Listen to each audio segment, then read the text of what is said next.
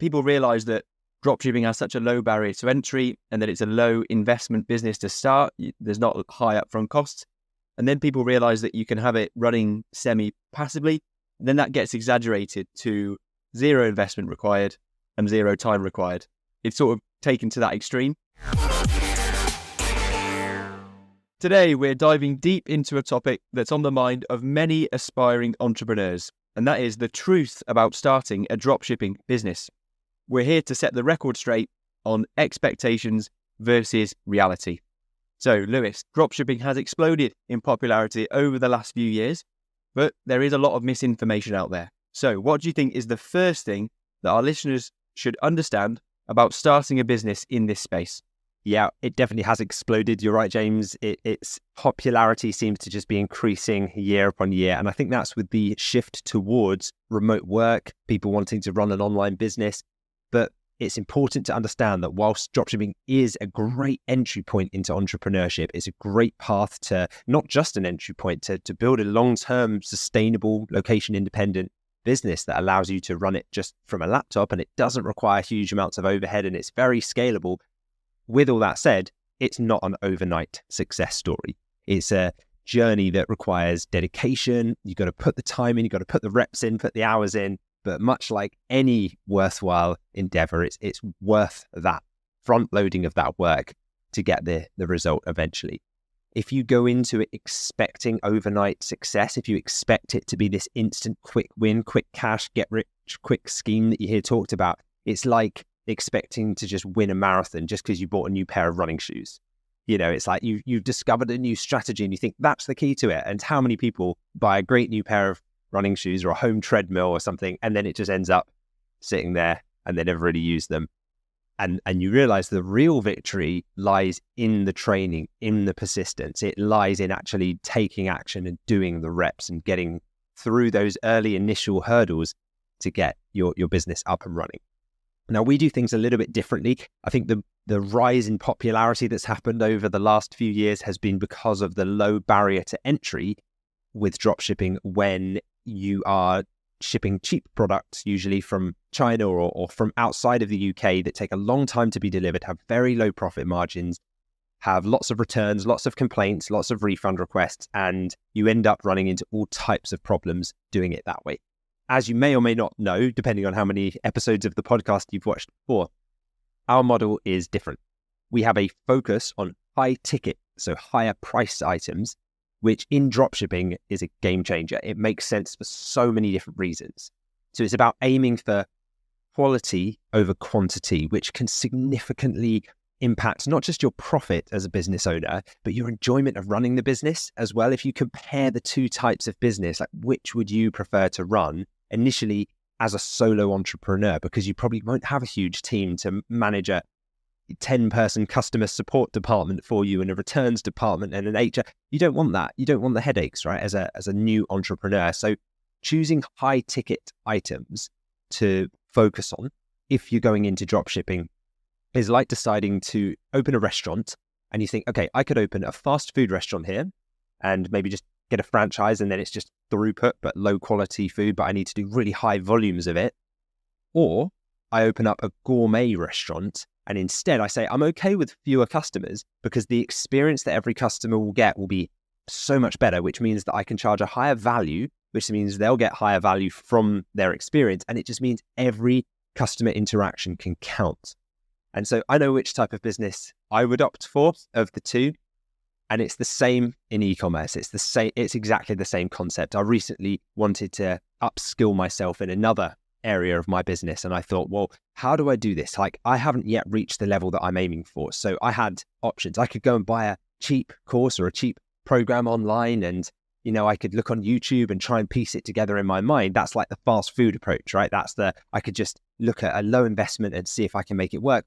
Or I could opt for the best. I could find the best premium level mastermind that ended up costing me well over £10,000 and just go for it because I know it's the best thing for me. It's the high ticket option, but I know I'll get the most value from it.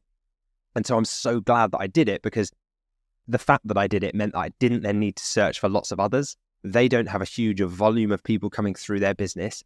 And since I've been inside it, I've already done things that I realized that other people in that room were doing, and I could just learn directly from them rather than having to piece things together myself. So it's the same approach, whether you're selling physical products online or if you're thinking about investing in yourself.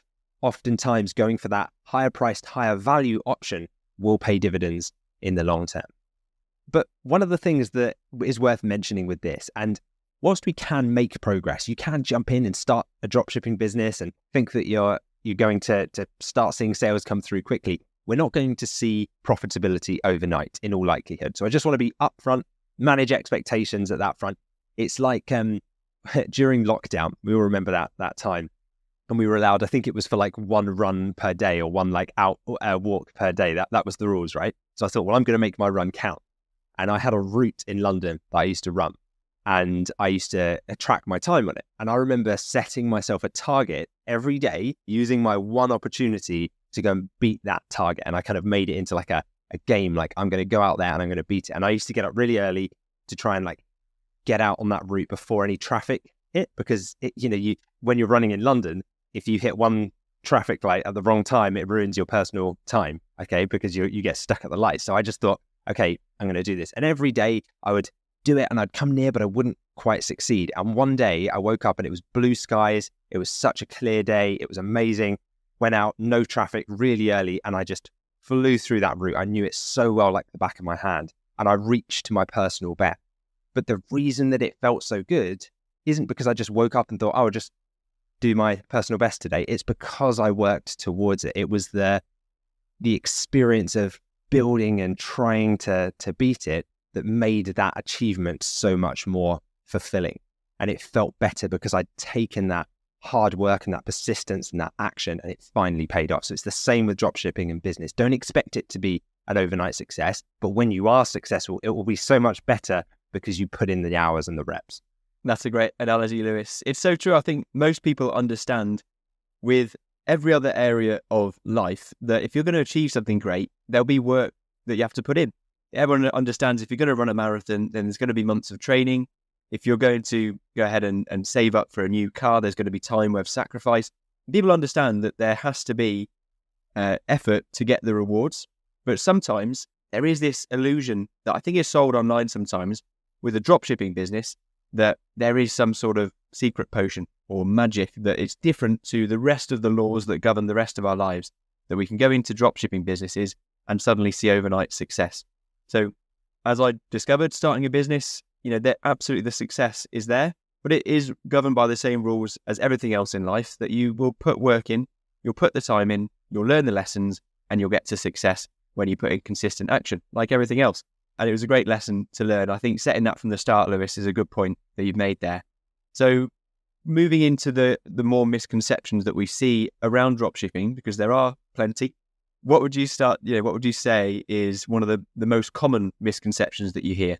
Yeah, probably the biggest myth, if you like, in dropshipping is this idea of the overnight success. And it doesn't help when you see YouTube videos that are using these kind of flashy headlines and flashy titles to try and grab people in, to convince them that, like, I tried dropshipping for 1 week and here are the results. And you just think, well, if it was that easy, everyone would do it, right? So it's not that easy, which is good, because the people who put in the effort kind of build a moat around themselves and can build a long-term sustainable business.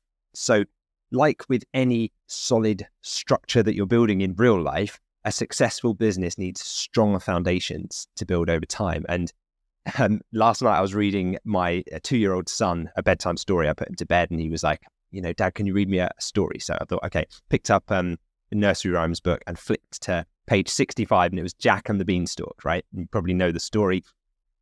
Kid's walking down the street. I think he trades in his cow for some magic beans or magic seeds that he can then plant in the ground. And he does that. And the next morning, lo and behold, there's a beanstalk that's grown out of the ground and it's above the clouds already. Okay. Perfect scenario. So he wakes up in the morning, he climbs up to the clouds, meets the giant, etc., etc. I'm sure you know the story. And it made me think, firstly, I wonder if something that grows that quickly will ever be created in nature, possibly some genetically modified mutant beanstalk or something in the future might be created. But the point is, people expect sometimes with business that they'll just sprinkle a few seeds, like they'll upload a few products to a dodgy looking e-commerce store that they've thrown together cheaply. They go to sleep and then they wake up in the morning the next day, and lo and behold, the store's grown above the clouds. They've got these sales flying in from all angles and it's just an overnight success. And it's just not going to happen. There's a reason why Jack and the Beanstalk is a fairy tale, right? One of the biggest myths in dropshipping is this idea of overnight success.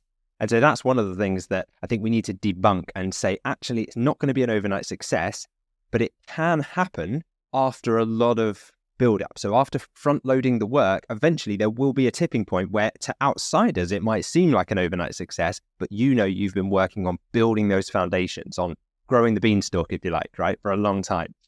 Now, the other thing that sometimes goes around as a myth, as a false expectation, is thinking that people can start without any investment at all. It's a bit like saying, right, I'm going to start a band, but we don't have any instruments.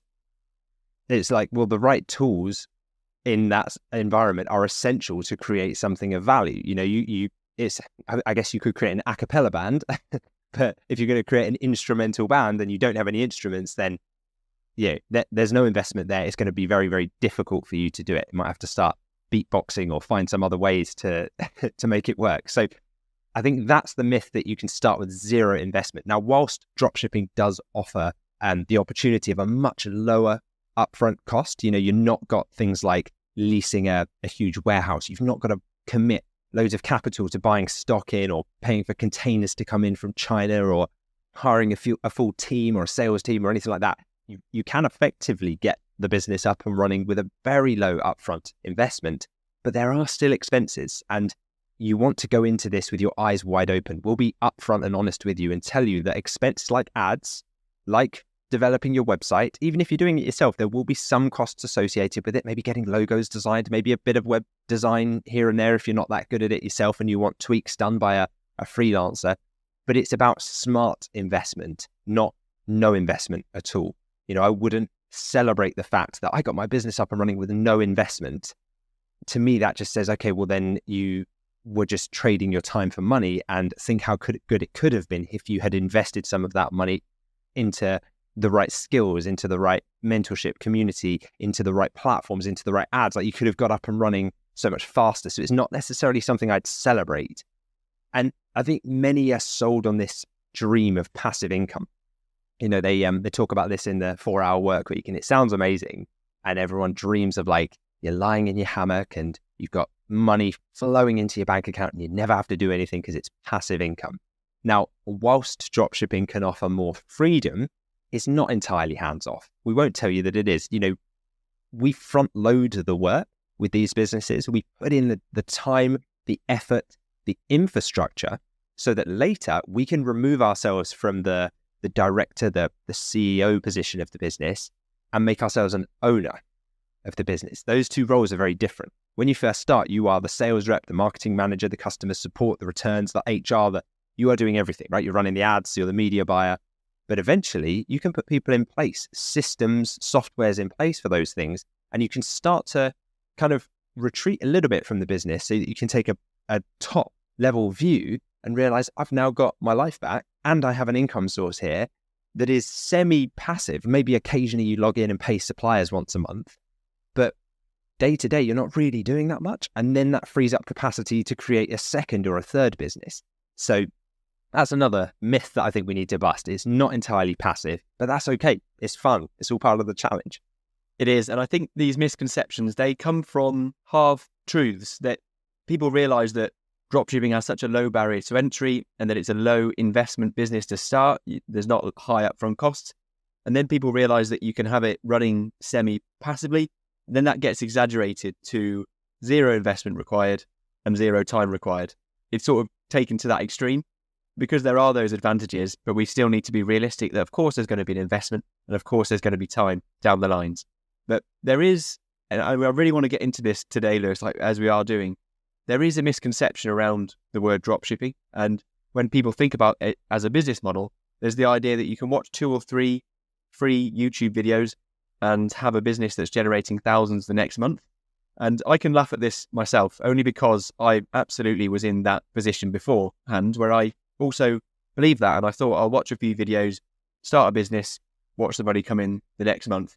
So I can see how it is easy to fall into that, but I'm glad that we can really dive in and understand that it is a genuine business.